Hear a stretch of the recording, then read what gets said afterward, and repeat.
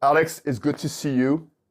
This is incredible. Alex, you're here. We're going to be talking about Dogecoin. You're the co-founder of My Doge with Jordan Jefferson and Billy. You have a background in computer, and you have also more an experience into the gaming first, and That's then you correct. went to Yep. the crypto world. And you're from, I guess you're from California?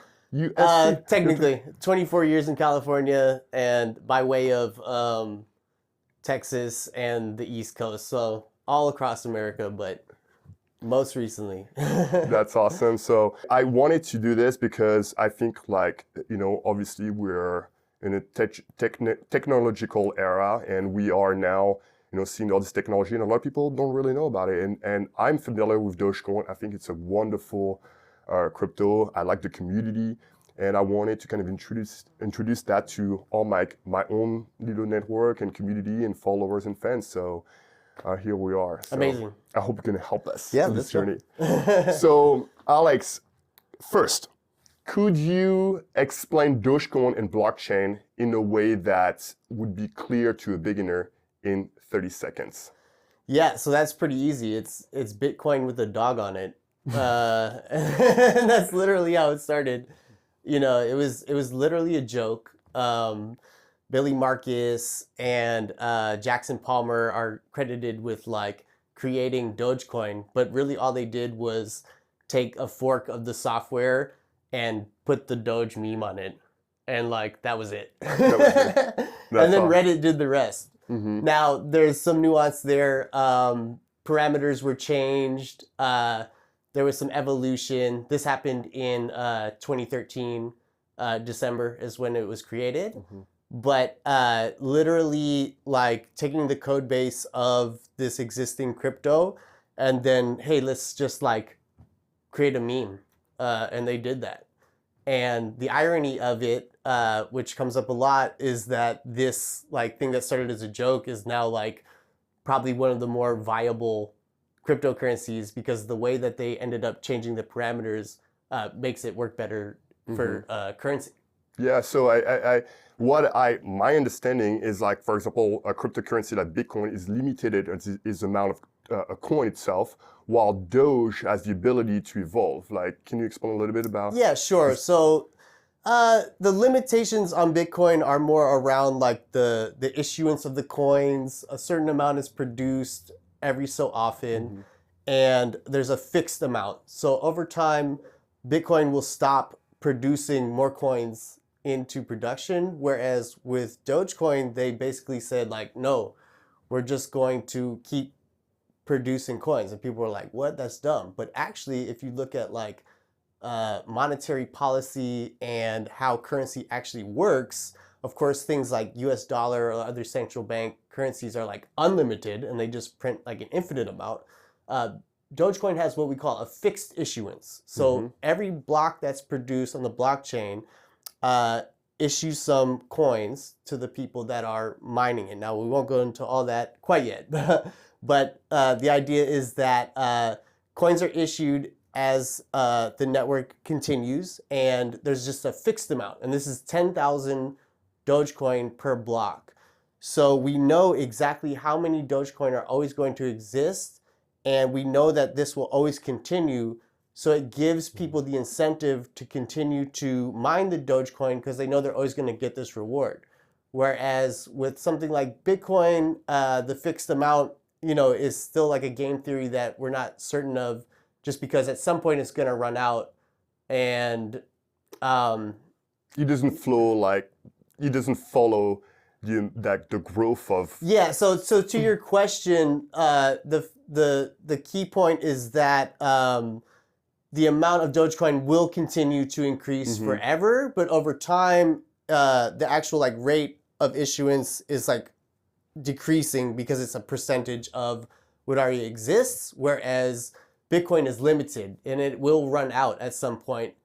And in terms of like how the network works, like nobody knows like how that's gonna work. Now, of course, this is like hundreds of years in the future when that will happen. But what we see right now is the fact that because there's this continuous supply, it creates more of an environment that is conducive to people spending it, like similar to a central bank currency, but still limited in that it's predictable. So we know how much is going to be produced, and it's not at the whim of like a government or somebody like that that can just come in and print as many as they want. Oh, I see. Why do you believe that Dogecoin has the potential to be the game changer in finance?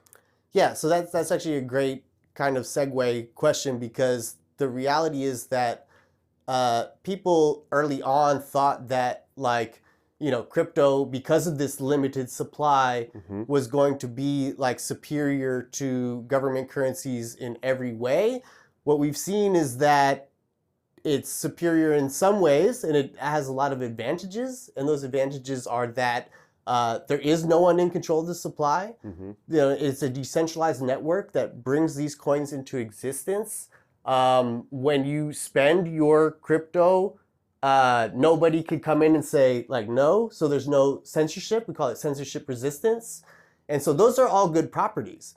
But at the same time, we saw that when Bitcoin became very expensive, people don't want to spend it.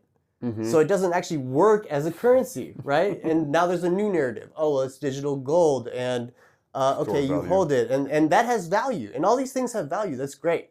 So, you know, taking a step back, like I'm not somebody that believes that crypto will necessarily like take over governments or central bank currencies, but it offers things that are valuable kind of in parallel with these other monetary systems. So Dogecoin, why will it be like a revolutionary thing? Because it actually works as a spendable currency, given the properties that are different from Bitcoin. I mentioned the issuance, but also the fees are so much lower. Like we're talking about $10 per transaction versus a fraction of a penny per transaction. So this creates a digital currency that has the properties of blockchain, which people like: the censorship resistance, the decentralization, the fixed issuance. All of these things exist with Dogecoin, but you can actually use it. And you can use it on the internet. You can use it to tip your friend. You can spend it on a cup of coffee. The things that Satoshi wrote about in the white paper, you can do with Dogecoin that you can't actually do with Bitcoin. Now, I am an artist. In what ways do you envision this application being beneficial to artists? So that's a good question. You know, first of all, like the Dogecoin culture is very what we call like meme centric, right? So it started as a meme. Doge is a meme. The dog, everybody knows. Like, started on Reddit, people posting memes. What we did with My Doge Wallet is we created a social experience where you can actually tip people in Dogecoin for their memes. So if you're a meme artist, if you're like that kind of artist, 2D, already you can monetize your content in our app just by posting, and people like it. Instead of clicking like or whatever, they send you 50 cents or whatever they're going to send you, right? Yeah, that's cool. 4.2 Dogecoin or 6.9 or whatever the amount is, right? So that already is empowering artists. It goes much further in terms of blockchain. I'm sure you're familiar with NFTs and stuff like that. We can do these things on Dogecoin. It hasn't been as popular just because other blockchains are doing like NFTs and stuff, but there's like a whole other world of being able to take your digital assets, whether it's video or image or anything, and put that on the blockchain and have it exist like in a tokenized format. You know, we will see like if it really takes off like in Doge, but for instance, Bitcoin is doing this now with like a technology that's called ordinals, which allows you to put the entire asset like on the blockchain. And in that way, now it's there forever, it's permanent, nobody can change it, it proves that it's yours, and it's a collectible like piece of art. And so we can do that with Doge as well. Yeah, this is great. Great. I also see like also the application. I mean, Dogecoin be able to be utilized for all the small transaction. For example, like a dancer wanted to build an event, you know, and having, you know, the application being used for all the small transaction, payment for merchandise or entrance tickets and stuff like that. I think it could be actually absolutely incredible. So I think what you're speaking on is just monetization, like of your content. you don't have to set up PayPal, you don't have to set up all the forms and bank account. You can just start accepting payments now. Yeah. Just post your Doge address, QR code, scan with my Doge wallet, and people can send instantly, literally for a fraction of a penny. So I think the point there is that it's much less friction for anybody that wants to accept payment. So for artists, I think that's super empowering. Yeah, that's cool. Now I have another question. So, the first time I discovered about Dogecoin was through actually Elon Musk. I am a huge fan of Elon Musk. I'm a huge fan of his company and what he does for the world. And so when you start talking about Dogecoin, this is where kind of like my focus start, going to it. And so my question is, considering Elon Musk's endorsement of Dogecoin, how do you perceive his influence impacting its success? Yeah, I mean, Elon, first of all, is like absolutely the biggest influencer in the world. I mean, in terms of, he literally tweeted on what was Twitter, hey, maybe I should buy Twitter. And then what happened like months later, right? He actually did that, right? Man of his word. Similarly, like in 2021, when all of crypto was kind of in a big like bull market, Elon comes out and endorses Dogecoin. Like to a lot of people were like, what about Bitcoin? What about Ethereum? What about Solana? And I all got this, to read a right? bit of this war. And people just like heads exploded, right? And I happen to know just I've met Elon, by the way, just briefly. We're not like good friends, but people that I know are good friends with him. And through kind of my network, like he literally just embraced this thing. It was people that were at like Tesla and his companies that he owns telling him, hey, check out Dogecoin. It's the people's currency. And why is it the people's currency? Because it's cheap, transactions are fast, like all these good properties. And so he was like, I think he just got it and he understood it. And he understood that like Bitcoin was kind of like this weird like phenomenon of people that got super rich when they bought in early, and now it's this like crazy thing where you can't afford to like buy it or transact it, but it's like, So Elon, being the guy he is, he's like an internet troll / like billionaire genius, right? Like he comes with all these memes, he comes with everything. And like that just brought it to the forefront of everybody. Like SNL, Saturday Night Live, there's a whole sketch he's doing like a Dogecoin bit, and like the Doge Father. Okay, Doge Father. people are just baffled by it. And to your question, like it is probably the most like important thing that's happened. His support is like what's driving everything forward. Like we are Elon supporters 100%, and figuring out like, okay, how can we make this like the people's currency, like is his kind of vision. Like, yeah. So now I have a little bit of a question outside of the Dogecoin and Elon. It's AI, right? So with the rise of AI, do you see it as a tool that will assist artists, or do you think it would pose as a threat to the artist community? No, that's a great question. And take a step back.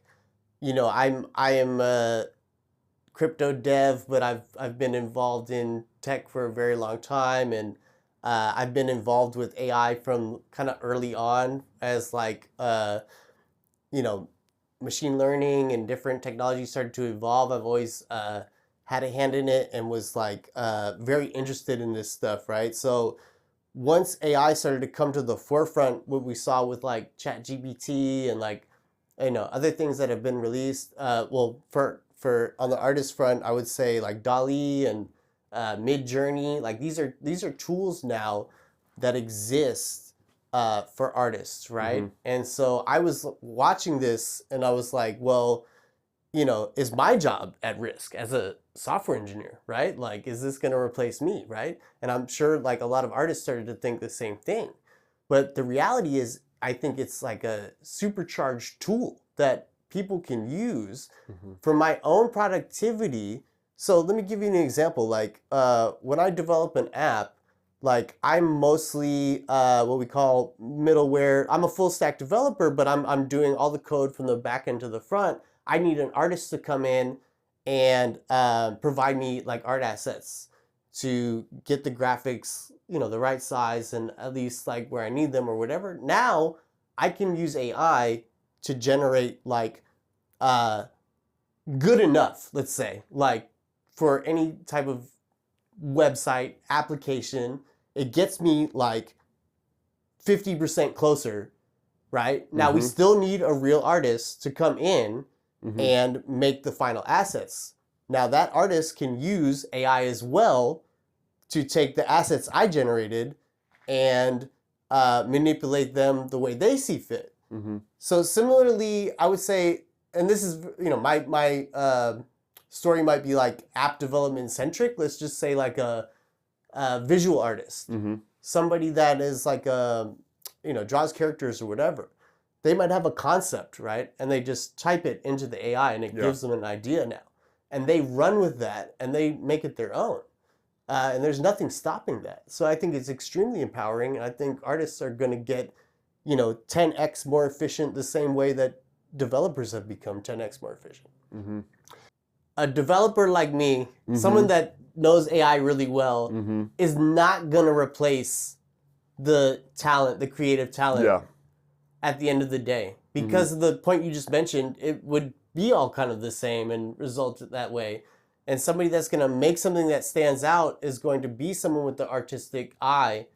And an artist that's empowered with AI, they're going to be like exactly. So like artists should embrace the tool, use it as a tool. Photoshop, all the like standard platforms are now embracing this, and it's a tool. And so we're gonna have to use it, and we're just gonna have to accept this is the reality anyway. it's just So yeah, you can't turn around. That's for it. sure. We're not going back. And now let's talk about you, because you have, you know, you're in crypto, and I'm sure you're doing different things. I'm sure you also have something going on with AI.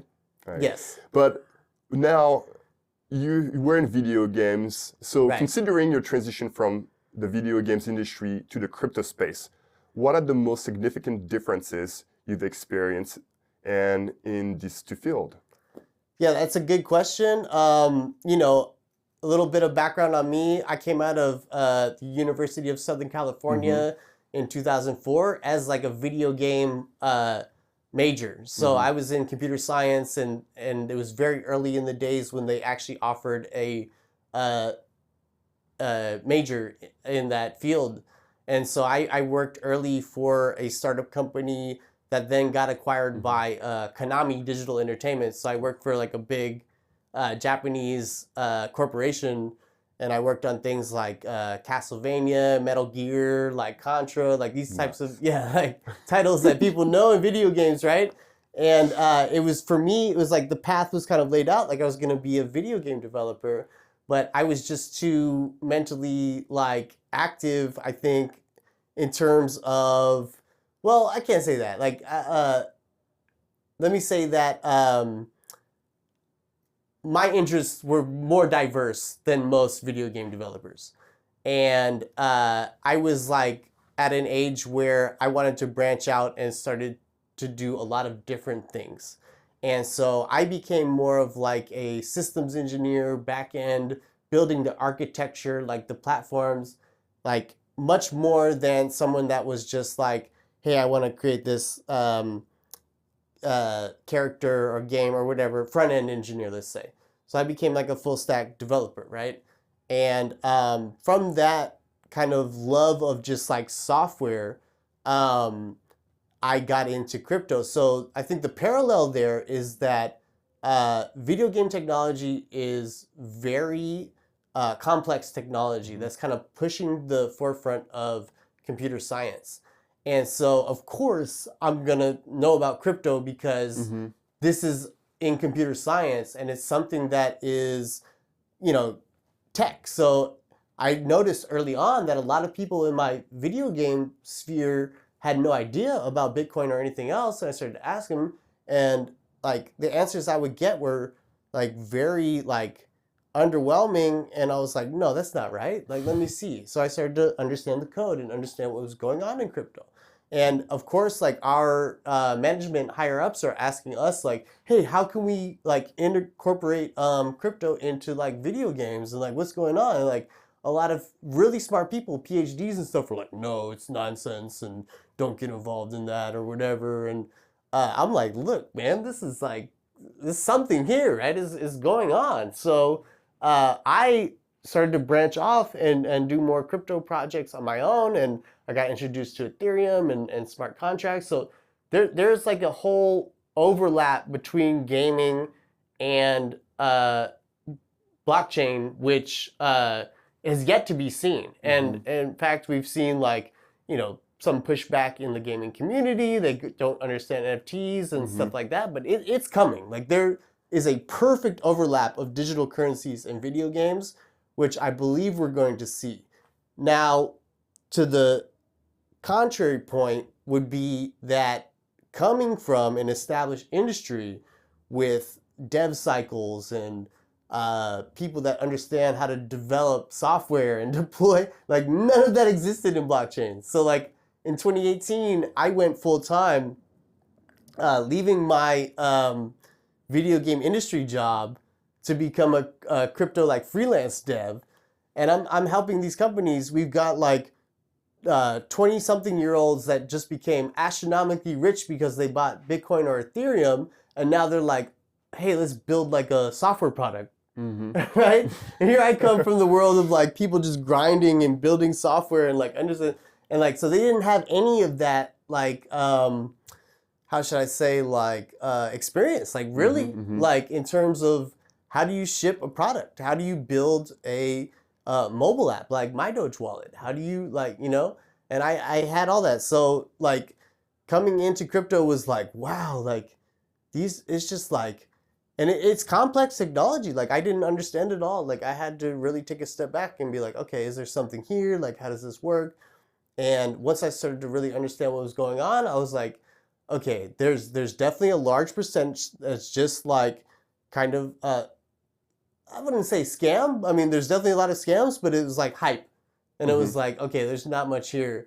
And then like what is like real, and like how would I make this like a real software product that like traditional kind of industry engineer can ship, to people, right? So that was the big hurdle for me. It was just like, wow, these kids are like, they have no idea, right? And I thankfully, like, it's funny because I think I was like,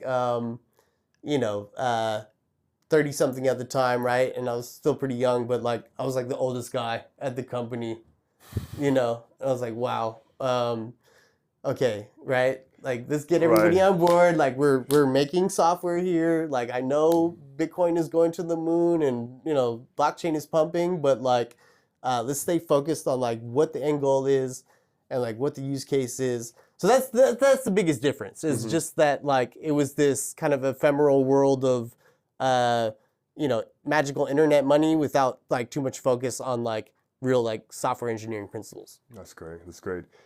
So now I want to bring you back a little bit because I think, I wanted to have two phases. One phase was more for my group people who are not so familiar with Dogecoin and the technology, and make them understand a little bit what's going on and get to know you.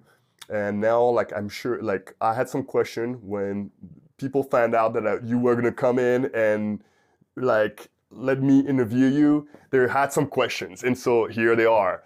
So the first one is obviously brings back Elon into on the table, which is two and a half years ago, Elon said, ideally we need 10x block size, speed up block time by 10x, and reduce fees by 100x.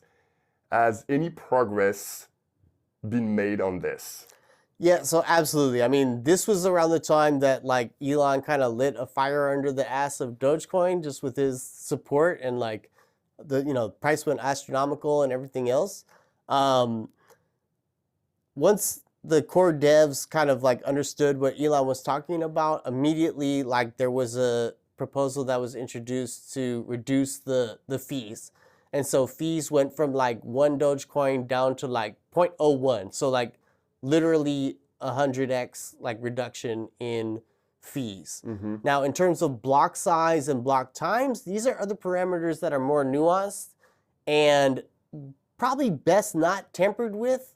And I think like that's basically where we're at right now. So like we saw the fees come down, block size and block timing are still the same, but it's working great. And in fact, like Elon's influence has just like supercharged devs to, That's right. yeah, like continue to think about these Improve. things, because these were arguments that had come up like in the blockchain space, you know, years before, and Elon's just like, guys, why aren't you doing this? Yeah, yeah. And so I also, this is the second question that they have. It's regarding, because I know that is being some like talk about implementing, you know, possibly, you know, I don't know. But here's the question. If X for some reason wanted to roll my Doge into X, right? Sure. How much of a technical challenge would that be? And do you have any sense of the chances of that? Absolutely. So we know what the technical challenge is, because we are a self-custodial wallet. What that means is that when you create a wallet, you have a full access to your crypto, which nobody else has access to. This is what other companies couldn't quite do, like Robinhood, for instance. Like, they're a crypto exchange. You bought Dogecoin. Okay, well, can I send that Dogecoin? Do I have control of that? Like, not fully, because it's what we call a custodial service. So the challenges there are kind of very large. And so when we were talking early on, like, we were like, how do we create something that is the most like accessible to people, right? And so I think with Elon, like if he's looking at something like My Doge Wallet, there's a lot of lessons to be learned there, in terms of not everybody can actually manage this burden of self-custody. Now, it's not that complicated. It's more just like a password that you have to memorize or write down somewhere. But there's going to be a percentage of people that lose that, or it doesn't quite work out. And so it becomes like a customer service kind of nightmare. Now for X app, what I think they're going to do, and what I'm fairly certain, and maybe this is the second part of the question, but the reality is that they have already applied for all of the licenses that are needed to become a custodial service. So that is a money transmitter. It's similar to PayPal, Venmo, Cash App, like all these apps that we know to send money. You can do that. And so you could just have you could have your bank account connected to X app, and then you have a Dogecoin balance as well that you can use for payments and tipping in parallel. So I honestly believe that's what's coming. The third question that they asked was that last November, Elon said, I've been working hard on the Doge front. What do you think that means? Yeah, well, we're a year later. I will say last November there was a hackathon that the Dogecoin Foundation, so Dogecoin Foundation is a nonprofit organization in Australia that is focused on the development of Dogecoin exclusively, right? And My Doge, we worked very closely with them. They had a hackathon that was in Melbourne, and we went down there and we developed an open source wallet, which is for your browser, your Chrome extension. It's called My Doge Mask, right?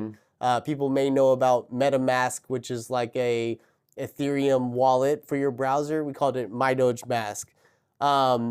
This was all going on at the same time that Elon said these things. And we know that, like you mentioned before, Elon has been talking with the Dogecoin Foundation devs, like in terms of like how to build different things. I don't know exactly what was said, but I know since then, Dogecoin Foundation has come out with a product called Giga Wallet, which is like a backend for businesses and services that want to like accept Dogecoin and things like that.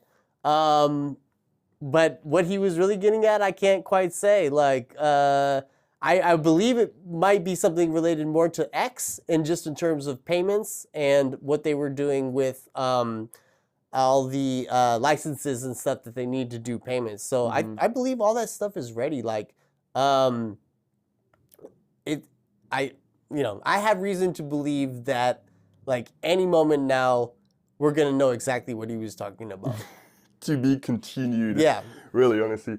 Alex, I want to thank you again to making the time. I know we're not expert, we're not programmer, we're not coder, but I wanted to really kind of introduce this technology to my peeps, and I thank you for being here today. It's Fabrice, amazing.